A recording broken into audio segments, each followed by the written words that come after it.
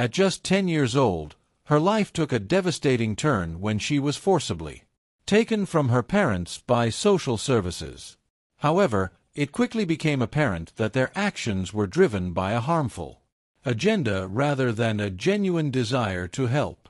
Instead of providing the necessary support for her family, they chose to separate them, placing her in a series of foster homes that lacked the nurturing environment she desperately needed.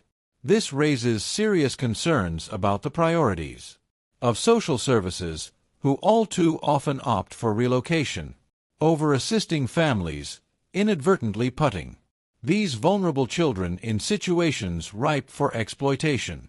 With every move to a new foster home, her life became increasingly unstable and traumatic.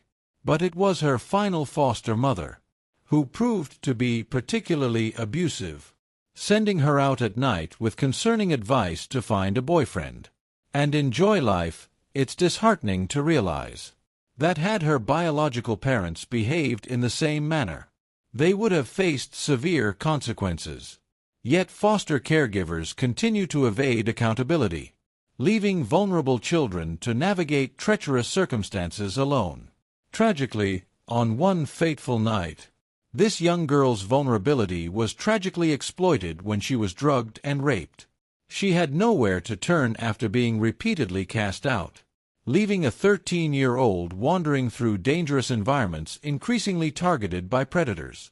The foster mother's selfish priorities had overshadowed the safety and well-being of the child in her care, highlighting a profound failure of the system meant to protect her.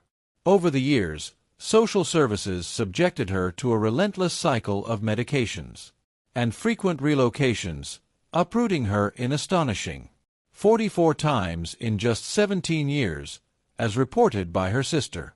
Each placement was supposed to provide a fresh start, yet it only brought anxiety and uncertainty. She ended up in facilities that were far from nurturing, where she endured mental and physical torment, leaving deep lasting scars. Even after a stay at a rehabilitation center meant to help her, she was abruptly uprooted and placed far from her family.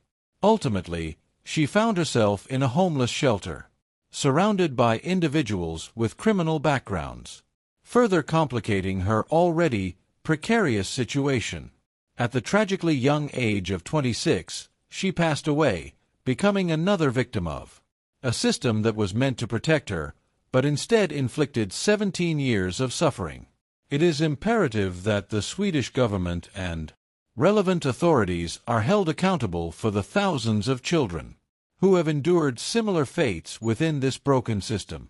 The stark reality of her experiences sheds light on a troubling aspect of society, where vulnerable children are all too often left to fend for themselves in dangerous situations. This calls for urgent questions about the effectiveness and ethics of child protection services.